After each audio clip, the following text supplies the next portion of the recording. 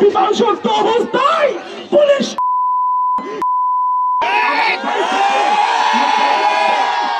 মুখের মধ্যে পানি নিয়ে পানি দেয় না। এরকম নিষ্ঠুর ঘটনা ইয়াজিদির কারবালার ঘটনার সাথে হার মানে বলুন ঠিক কিনা? ইয়াজিদিরা কিন্তু ফোরাত নদীর পানি ইমাম হুসাইনের জন্য বন্ধ করে দিয়েছিল। মুসলমানরা ইমানদাররা যেমনি ভাবে কারবালাতেও পানি পাই না, জেলখানাতেও পানি পাই না। আসসালামু আলাইকুম ওয়া রাহমাতুল্লাহি তাআলা ওয়া বারাকাতুহু।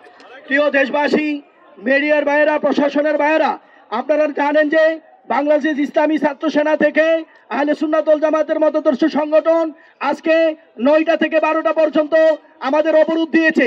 আজকের আলোচ্য বিষয় হচ্ছে আমার ভাই রুইসকে বিনা অন্যায়ে তাকে হুনিরা হত্যা করে জেল হাজতে প্রশাসনের হেফাজতে হত্যা করা হয়েছে।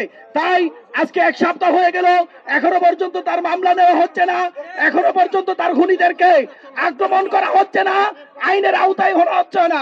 তাই আমরা ছাত্র সেনার পক্ষ থেকে আজকে আমাদের কর্মসূচি 9টা থেকে 12টা পর্যন্ত সারা বাংলাদেশে রাস্তা অবরোধ। যদি প্রশাসন, বাংলাদেশের উপদেষ্টা মণ্ডলী আজকের এই অবরোধ থেকে তারা যদি জাগ্রত না হয়, তাহলে সুন্নি জামাতের কঠিন থেকে কঠিন কর্মসূচি বাজে আছে।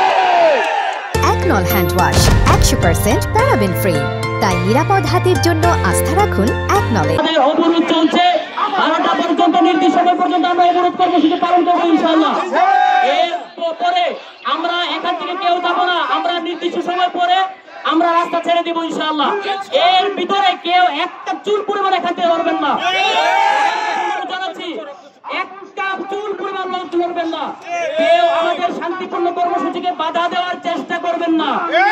আমরা কিন্তু অন্য অশৃঙ্খল জাতিগোষ্ঠী নই, আমরা সুন্নি জামাত, আমরা সুন্নি জনতা, আমরা শান্তিতে বিশ্বাসী, আমরা শান্তিতে বিশ্বাসী।